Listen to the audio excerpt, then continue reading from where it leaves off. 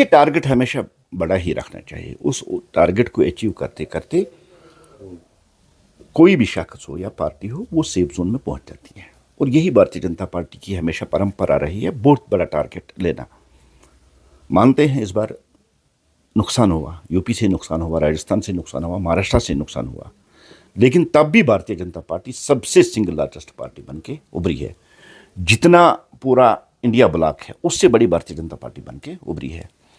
और जिस तरह से इंडिया ब्लॉक अब इसको बनाना चाहता है कि अपनी हार पे वो खुशियां मना रहे हैं और हमारी जीत को वो जीत नहीं कहते हैं। मैं एक मिसाल देता हूं।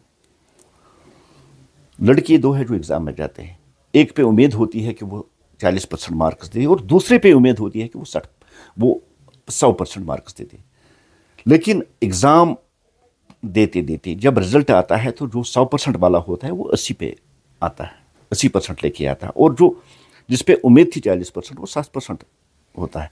उसका मतलब ये नहीं है कि 60% वाला मेरिटोरियस हो गया। मेरिटोरियस तब भी 80% का ही रहता है। इसलिए जीत तब भी भारतीय जनता पार्टी की 240 सीटें सबसे बड़ी पार्टी बन के उभरी है। और अल्टीमेट जो होता है वो होता है सत्ता की खेल। और उस सत्ता की खेल में एक बार फिर भारतीय जनता पार्टी तीसरी बार नरेंद्र मोदी जी एनडीए को साथ लेके फिर एक बार वजीर आजम बनाने जा रही है। और 8 तारीख को देश के वजीर आजम जनाब नरेंद्र मोदी जी ओथ लेने जा रही है। सर, जिस प्रकार से देखिए, इंजीनियर रशीद की जीत एक संदेश है, एक ऐलान है कि जम्मू कश्मीर में अब खानदानी राज चलने वाला नहीं है।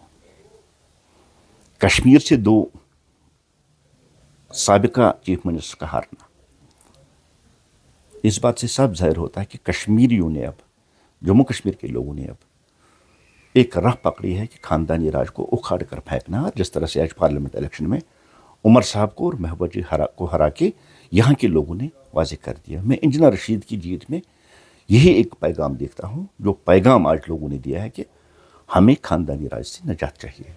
सर, कश्मीर में जो कांग्रेस है, जो उनके हेड है, उनकी बात को अपने वर्कर सीरियस नहीं लेते तो हम क्या सीरियस लेंगे।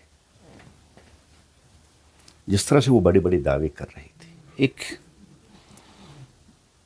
वो जम्मू की 2 सीटें, कश्मीर की 3 सीटें, सारी सीटें हम जीत के आएंगे, लेकिन कांग्रेस तो कहीं दिख नहीं रही जम्मू कश्मीर में। और देश में भी 100 का आंकड़ा पार नहीं कर पाई है।